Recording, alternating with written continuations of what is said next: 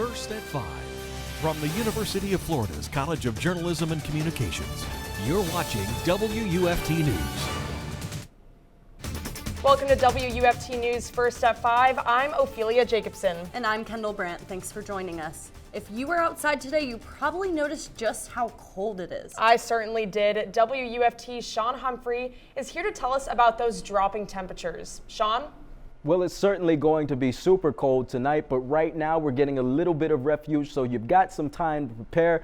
It's not DEFCON 1, don't worry. It's just cold, and if you hop outside with a jacket, you should be okay. Right now, 65 degrees outside, clear skies, and winds slowly, gradually slowing down. That air is going to get calmer as we go into tonight. And if you look at tonight, temperatures dropping gradually, 58 degrees in the early evening around dinner time, but frost is possible by the morning. 42 degrees is not the low for tonight. The National Weather Service has issued a frost advisory for much of north central Florida. Most of the refuge we see along the I-95 corridor, Jacksonville, St. Augustine, but the rest of north central Florida, frost is very possible. Back to the desk. Thanks, Shawn. Well, a farmer and president of a newly formed co-op of local black farmers is working to preserve black farms. Black farmers have long been affected by systemic racism. Racial discrimination in property ownership and bank loans gave white farmers an unfair advantage. Black-run farms have been dwindling because of a lack of credit access. Alachua County farmers like John Ronnie Nix work to keep these farms from disappearing. He is running in the upcoming Farm Service Agency election to represent Eastern Alachua County. The votes are in regarding single-family zoning in Gainesville, and most locals are opposed. On Monday, the Gainesville City Commission voted to eliminate single-family zoning, making it easier than ever to build multifamily homes in the city's neighborhoods. Many locals have shown their opposition through protests and social media posts. Both Gainesville's mayoral candidates are opposed to the decision, and they will work to rescind the zoning changes. That's not what people were choosing to do when they bought into those neighborhoods.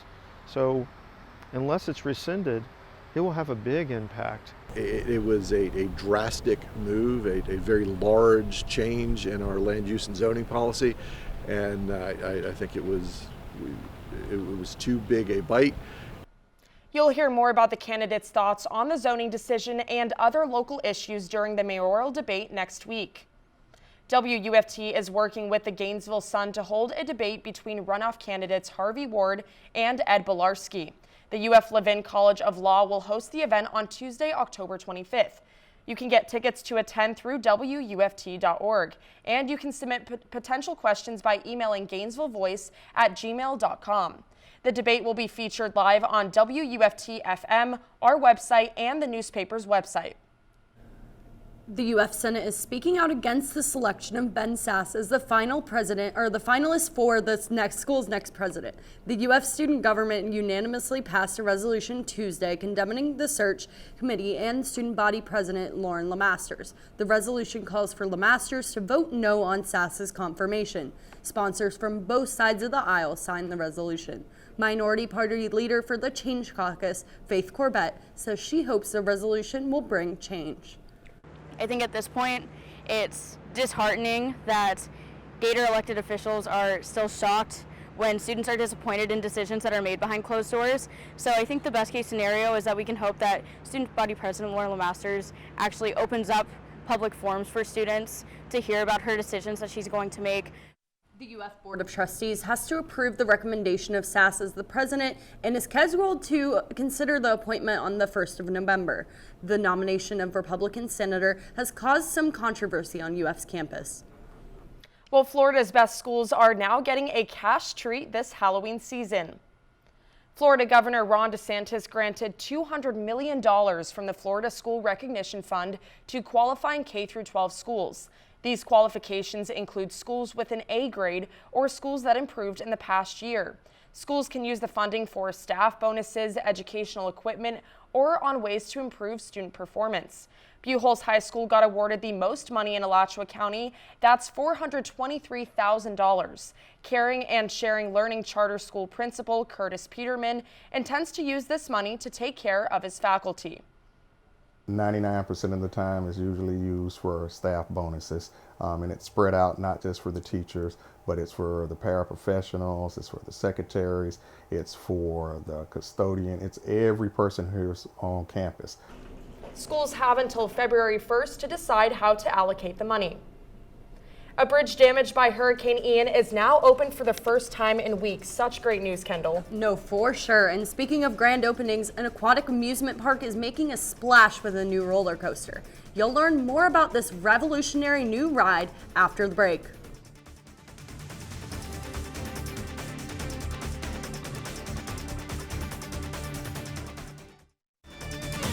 You're watching WUFT TV News. Welcome back. A Florida man and his son are facing attempted murder charges after officials say they shot at an innocent woman who they thought was a burglar. Justin Schecker has the details from Winter Haven. Now, what I'm about to tell you, you just absolutely cannot believe. Sheriff Judd says it all started with a package delivered to the wrong door on Saturday morning. When a neighbor realized that package of medication was for 73-year-old Gino Costa, he dropped it off at the correct address. Sheriff Judd says Costa and his 15-year-old son received alerts from the Ring camera of an unknown person at the door. So what do? They think they're being broken into. Are you kidding me? The dude is being a good neighbor. The sheriff says the father and son each grabbed a .45 caliber handgun and went searching in the parking lot for a suspected burglar that didn't exist. The sheriff says Costa approached a car with an innocent woman minding her own business in the driver's seat. When she looks up and she sees Gino standing at the back of her vehicle with a gun pointed at her, screaming for her to get out of the car. Thinking she was being carjacked, she hit reverse and backed into another car. That's when the sheriff says the son fired 5 shots and his father shot twice at the victim's car. During our investigation, we learned that one of the bullets, even though it didn't hit her, went through the baby's car seat in the back and lodged in the driver's seat of the car. Our victim was that close to death. The Florida Senate debate last night covered hot-button topics such as abortion and the economy. Republican Senator Marco Rubio and Democratic House Representative Val Demings faced off in Palm Beach. The hour-long debate got heated, with both candidates firing shots. Rubio made a firm stance against abortion access, while Demings supported a woman's right to choose. The two candidates also butted heads over gun control policies. Both candidates did agree that China needs to be held more accountable. Rubio was leading Demings by 7 points earlier this month in a Mason-Dixon poll. After 3 weeks of rebuilding, a bridge in Southwest Florida is now back open. This is the first day the Sanibel Causeway is accessible to residents after it was damaged by Hurricane Ian.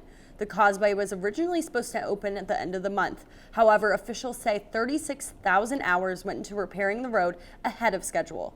Before the causeway was open to the public, police cars and construction vehicles used it to access the island.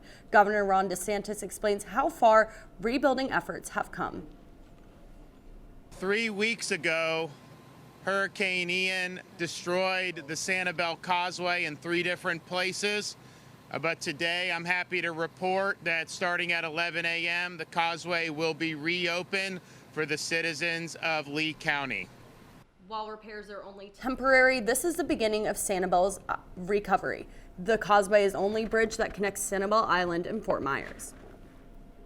A new attraction is on the horizon at SeaWorld Orlando. WUFT's Jacob Sedesse dives into the details that the company shared at their announcement.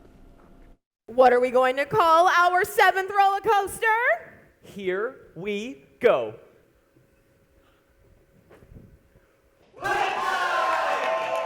SeaWorld showed off plans for its brand new attraction. It's called Pipeline. It's themed around surfing. SeaWorld's Vice President of Design and Engineering, Clint Brinker, wants people to brace if they decide to ride the wave. We're going to have the ability to stand on a giant surfboard and feel the waves as you float across a 110-foot wave. It's not just the standing position that makes this ride replicate high tide. The seats bob like a buoy in the ocean. Theme park vlogger Tim Tracker can't wait to ride the wave. You control the seats. You as the rider go up and down, and you can control your ride based on what you do with your legs. And that sounds amazing. Like, I can't wait to try that out. The design makes the ride one of a kind, but building something new doesn't come without challenges, namely Hurricane Ian. Our teams working out here on the construction site did a wonderful job. They buttoned everything up. We stopped construction ahead of the storm, kept everyone safe at home. We returned back, and we basically, other than having some water, it really has not held us back at all in terms of construction. Once construction is complete, Tracker plans to vlog about the experience. He knows from raising his 2-year-old son, it can be just as fun to watch, even if you're not ready to ride. So I have a 2-year-old right now, but he's really into watching roller coasters. Like, he likes to watch roller coaster videos on YouTube. And so I think that as soon as he sees this one and he sees the video, the POV of it, he's going to want to ride it. It's going to be a little bit of time before he can ride it, but I think he'll be really excited to ride it. Pipeline will take its first riders next spring. Jacob Sedesse, WUFT News. Speaking of roller coasters, Kendall, the weather has really thrown me for a loop this past couple of days. I know, I didn't even know what to wear this morning when I was coming into the newsroom, but after the break we'll hear more from Shawn Humphrey, and he's going to give us a little hint about what the weather is going to do now. Well, it's not quite time to build a snowman, but the cold weather we feel today is here to stay at least another day. More after the break.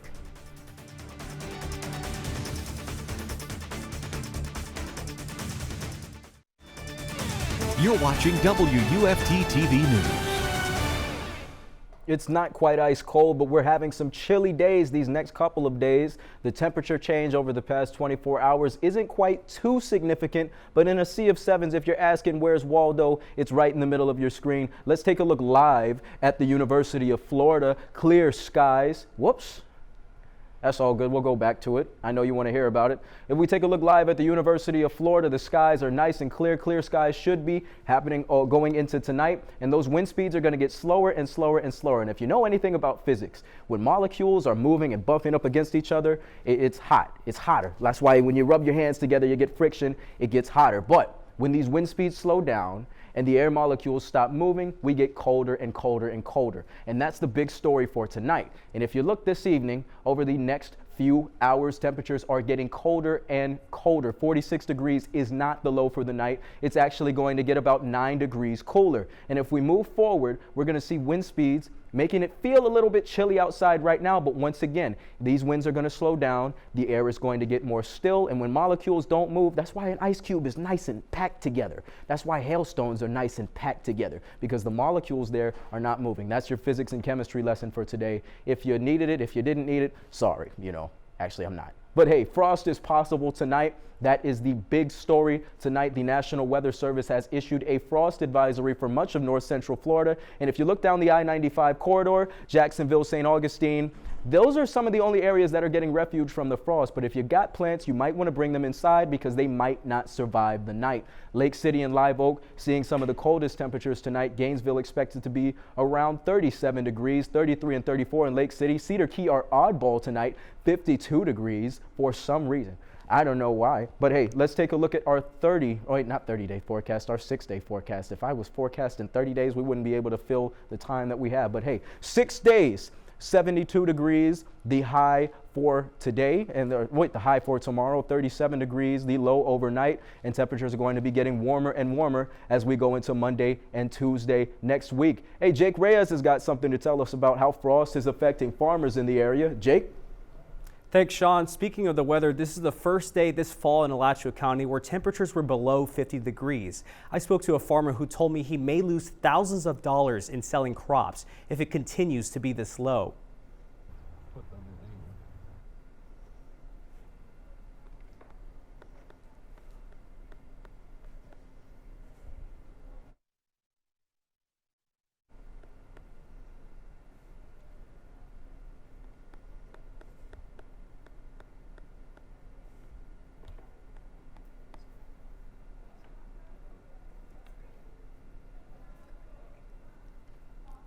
Galligan tells us farming is specifically hard in Florida because of the wide range of temperatures. He wants people to know that the reason fruits and vegetables may cost more at farmers markets is because of all the hoops the farm jumps through.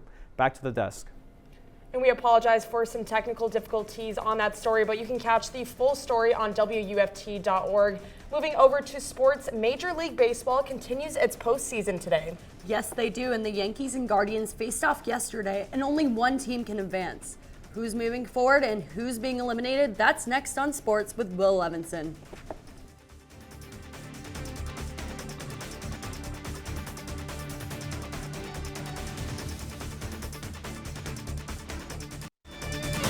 You're watching WUFT-TV News.